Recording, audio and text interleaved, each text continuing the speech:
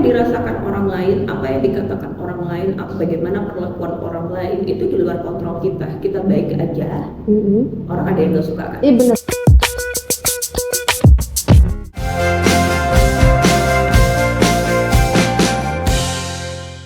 Nah, kan tadi udah people pleasure. Kalau kita jadi seorang people pleasure, gimana kita bisa keluar dari zona tersebut, Bu? Satu, belajar untuk bisa menerima diri. Gitu. Banyak apalagi anak remaja, jangankan remaja ya, dalam artian kita yang sudah dewasa aja, banyak orang yang belum selesai sama dirinya. Contohnya apa? Ya kamu perlu terima satu fisikmu, gitu kan. Banyak orang yang nggak pede, kenapa hidung saya begini, gitu ya, kulit saya begini, gitu kan, tinggi saya begini, gitu, sehingga membandingkan diri sama orang lain. Akhirnya kita nggak bisa terima diri, gitu. Setiap orang kan punya kekurangan dan kelebihan kan, gitu. Sehingga itu harus dihargai, diterima, dan kamu harus cinta sama dirimu, gitu.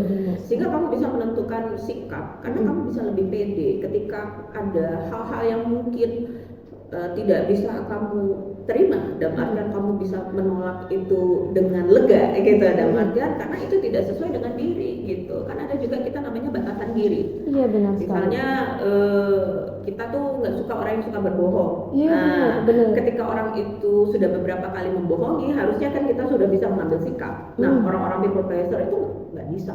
Iya aja, gitu kan. Itu sedangkan dianya sudah dimanfaatkan, dia sudah menderita, gitu kan. Sudah ditipu habis-habisan, bahkan korban-korban kekerasan itu banyak yang tidak bisa lepas dari pelakunya. Akhirnya jadi begitu. Banyak sekali korban di luar sana maupun di lingkungan kita sekitar, baik itu banyak sekali korbannya, saya rasa gitu kan. Ini salah satu teman saya juga, Bu. Korban dari pacarnya. Oke, pertanyaan selanjutnya, Caca. Nah, Kak Anes ini kan, Bu. Iya. Kak Anes ini kan seorang people pleasure. Dia tuh nggak enakan banget, Bu, orangnya. Jadi gimana sih cara biar Kak Anes tuh bisa nolak seseorang itu secara halus supaya nggak nyakitin orang tersebut? Sebenarnya gimana ya? Setiap keputusan kita itu pasti ada konsekuensi kan? Iya benar sekali. Menerima konsekuensinya ada positif ada negatif. Kita nolak ada positif ada negatif. Ya terima konsekuensinya. Cuman kalau caranya seperti apa? Tergantung masalahnya apa dulu ya kan, masalahnya apa dulu nih dalam menolak apa gitu. Kalau memang tidak bisa ya ungkapkan aja, maaf belum bisa gitu, begini begitu. Akhirnya dia marah atau apa, itu ya di luar kontrolmu. Apa yang dirasakan orang lain, apa yang dikatakan orang lain, bagaimana perlakuan orang lain itu di luar kontrol kita. Kita baik aja, orang ada yang nggak suka kan? Iya benar sekali. Ya. Dan kita nggak bisa kontrol mulut orang bahwa kalau nggak dikasih dia tuh pelit lah ini itu. Tapi kondisinya bahwa kita memang nggak bisa, tidak memungkinkan untuk membantu. Ya itu haknya dia sudah gitu. Itu terlepas dari kita ya gitu. Ingat bahwa kita tuh nggak akan pernah bisa menyenangkan dan memuaskan semua orang. Benar sekali. Gitu. Kalau misalnya nih Caca nih, Caca. Iya Caca mau nolong orang gitu, mau minjem duit contohnya. Si Anis minjem duit nih, gitu. Si Caca memang nggak ada. Akhirnya si Caca ngutang sama orang. Gitu. Iya kan, ngutang sama orang. Kondisinya memang tidak bisa karena takut untuk dinilai jelek sama atau dimusuhi sama si Anis. Akhirnya kamu mengorbankan dirimu kan, gitu. Iya. Sedangkan itu tidak betul gitu. Kamu memunculkan masalah buat dirimu gitu. Punya hak nggak tuh badan untuk dijaga? Dan artinya kalau bisa kita menghindari masalah itu harus gitu loh. Jangan sampai kita menciptakan masalah demi menolong orang lain yang itu harusnya bisa kita hindari. Kan bisa aja kalau misalnya Caca ya ngomong baik-baik kan sama si Anis bahwa memang kondisi saat ini memang belum bisa untuk membantu gitu, sehingga responnya si Anis memang di luar kontrolnya Caca.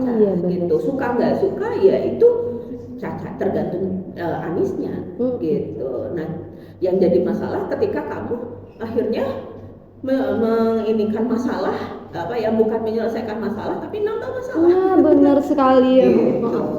Benar juga. kalau kayak gitu. Berarti emang keadaannya tidak memungkinkan untuk Iya, jadi ya ngomong aja secara ya tergantung masalahnya benar kayak tadi. sekali. Kalau kayak tadi masalah misalnya aku nggak mau ya Anis gitu, kayaknya kondisinya belum bisa deh mau nolong gitu. Semoga dia dapat solusi lain gitu. Bisa aja kan sebegitu Iya gitu. benar-benar. Jangan iya yang utang ya kan, nah dia jadi dari nggak punya utang dia yang punya utang gitu. Jadi ini utang berdua ya gitu. Jadi bingung gitu kan dari ini ke ini gitu. Iya. Oke. Tadi kan di penjelasan ibu nih ada mengatakan bahwasannya kita tidak bisa memuaskan segala orang atau semua orang tentang perilaku mereka ke kita ataupun tentang perilaku kita ke mereka. Betul sekali ya. Nah, kalau tentang perilaku seperti itu, menurut ibu perlu nggak sih kalau kita itu bersikap bodoh amat sebagai seorang individu gitu?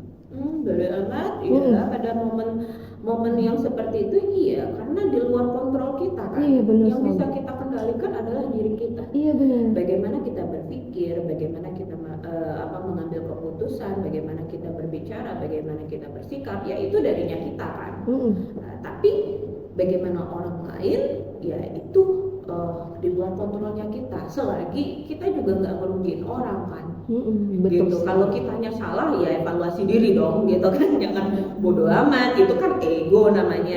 Iya, gitu. Tapi kalau dalam kondisi kayak tadi si Anis minjem ternyata nggak dapet, akhirnya Minjem ke dimusuhin gitu kan, lagi gitu kan. dimusuhin. Iya benar. Iya, itu ya nggak bisa ya bisa bersikap bodoh amat karena kamu sudah tahu dengan kondisi yang kenyataannya ya begitu gitu loh. Akhirnya si Onis ngatain begini begitu ya, nah gitu ya. Si Caca bisa bodoh amat tentang itu. bisa. Iya, kecuali kalau memang kamu bisa bantu, why not gitu loh. Benar. Kalau kita memang memungkinkan, ya nggak apa-apa, nggak masalah. Nggak boleh juga zalim sama diri sendiri gitu. Iya benar sekali. Mungkin memang seperti bersikap bodoh amat itu memang memang di luar kendali kita per individu gitu ya. Iya. Memang sangat di luar kendali kita per individu gitu. Nah, tetapi saya juga bingung Bu, membedakan tentang bodoh amat dengan sikap yang sangat tidak peduli. Itu gimana ya cara membedakan antara mereka berdua ini gitu? Kalau sangat tidak peduli, wah berarti apatis ya. Iya benar sekali gitu. Antisosial. Iya, gitu ya. antisosial banget gitu kan, kayak optionnya itu dua gitu. Ya kalau nih dari persepsi saya bahwa kalau bisa bersikap bodoh amat itu pada hal-hal yang negatif. Iya benar sekali. Jadi kita bisa memilah-memilih nih gitu. Misalnya ada orang yang mengatakan begini yang menjelek-jelekan kita padahal kita nggak seperti itu. Iya gitu benar kan? sekali, benar. Yang memang bermaksud ada kata-kata yang ingin merusak kita, menyakiti kita, ya itu bisa kita bersikap bodoh amat. Tapi kan nggak semuanya kita harus begitu. Dalam artian memang benar-benar nggak mau bergaul sama orang, memandang orang lain itu dengan jelek gitu kan, menuduh orang, berprasangka buruk sama orang. Nah itu mungkin yang lebih ke Sangat apa tadi yang itu? bodoh amat tadi ya? Selain yang bodoh amat. Sangat tidak peduli. Sangat tidak peduli. peduli. Sangat tidak peduli itu berarti ada kata sangat kan. Berarti kalau sangat dia berlebihan, over gitu loh. Benar. Berarti dengan lingkungan itu benar-benar nggak mau gitu. Tapi kalau sikap bodoh amat itu ada hal-hal yang mungkin kita bisa pilih-pilih. Iya benar sekali. Dengan kata-kata mungkin respon orang itu nggak bagus sama kita, kata-katanya nggak menyenangkan, kita bisa bersikap bahwa bodoh amat gitu. Tapi kalau untuk yang sangat tidak peduli itu cenderung untuk ya sangat apatis itu. Iya, jadi nggak peduli sama sekali itu lebih bermasalah sih menurut saya. Iya benar sekali. Berarti ada dua option yang berbeda ya Bu tentang bodoh amat dan sangat tidak peduli gitu. Kalau yang bodoh amat ini mungkin secara keseluruhan mungkin membahas apa yang bisa kita kendalikan dan apa yang tidak bisa kita kendalikan gitu ya. Mungkin seperti itu. Ada pertanyaan lagi, Cak?